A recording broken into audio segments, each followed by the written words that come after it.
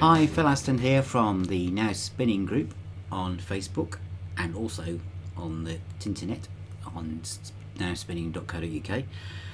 I was asked a couple of weeks ago whether I would do a review of the new free remasters, and I'm going to do the first one, which is going to focus on Tons of Sobs, and if people are happy with this one then I'll slowly work through the others. And so first of all, the band Free. My introduction to the band was from this album, and I bet there's many people out there that were introduced to this band by the Free story itself. And when I bought this, there was absolutely every track I loved, but there was something about the first track, I'm a Mover, where Paul Rodgers' voice sounds very different to how it would sound on all the other stuff. And you've got to remember, with Free, they were aged between 16 and 17 when they made their first album. I think Andy Fraser was actually barely 16. By the time they did All Right Now, they were only 17, 19-year-old kids, so they were a very young band, although from the lyrical content of the stuff, you know, they were well in advance, and they'd obviously done a lot of living from the kind of songs that they were writing. So there was something about that first album, that first track, I'm a Mover, that made me want to seek out Tons of Sobs. Now, I wasn't quite old enough to buy Tons of Sobs when it first came out in 1968, and it was actually 1976 by the time I got round to buying it, and I bought it at the same day that I bought Run With a Pack by Bad Company. I bought them at the same time, and I was just enthralled by it.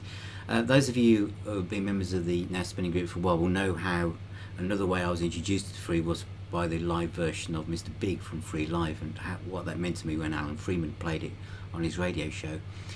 But it was still that first track, I'm a Mover, on the Free story, that made me think, I must listen to that album. And so off I went to Birmingham and Virgin Records to buy this album, Tons of Sobs. And it's got such a mysterious cover, with kind of a clown looking at Mickey Mouse in a coffin with a rabbit in the background in a graveyard.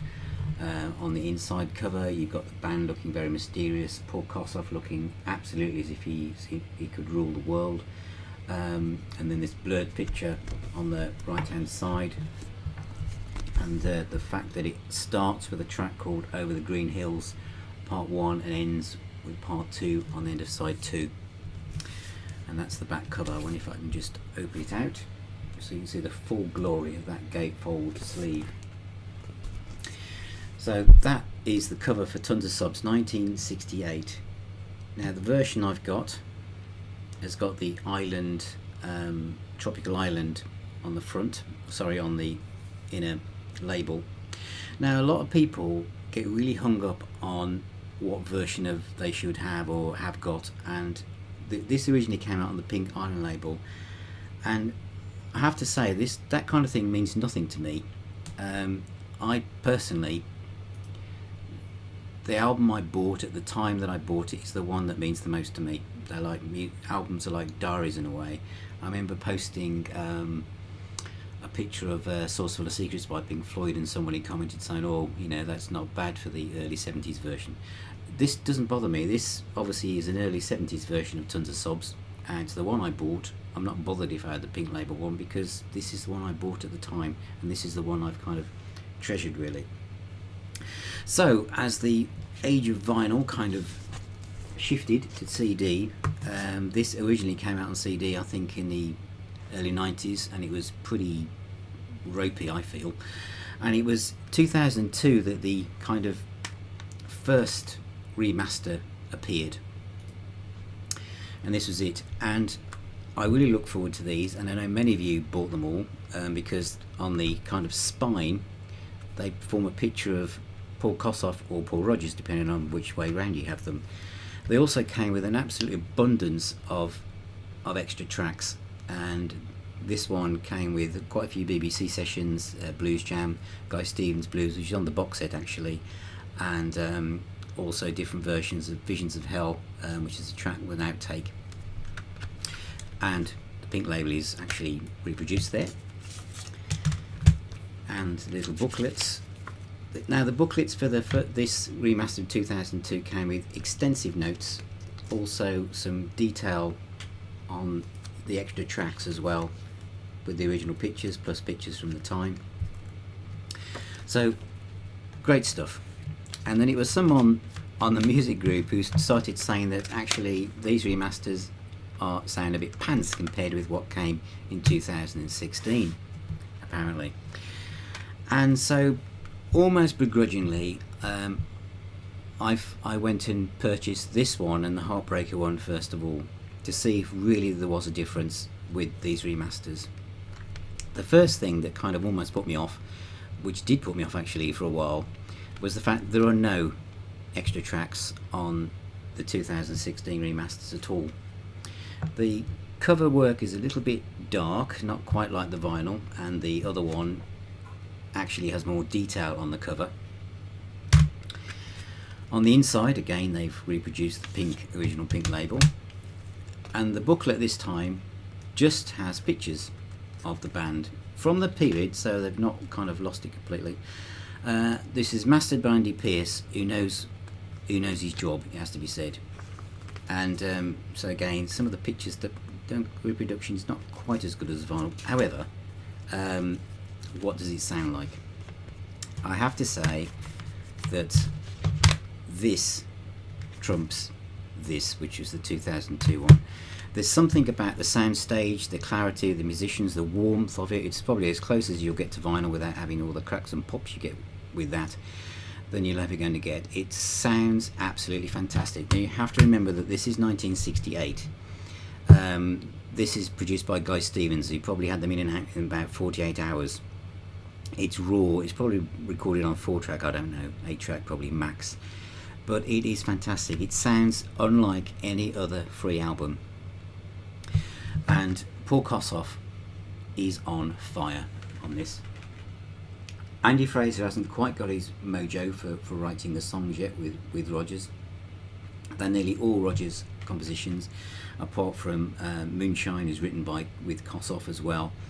But the guitar by Kossoff, this is his most guitar-led album that Free made, I would say. The guitar went on, I mean, going down slow is over 8.5 minutes long, is it? And the notes just pour out, and the sustain, and this is when he had that real tremolo effect on the sustain notes, is on this album. And the guy was, what was he, this album, he must have been about 17, 18 years of age. It's absolutely incredible.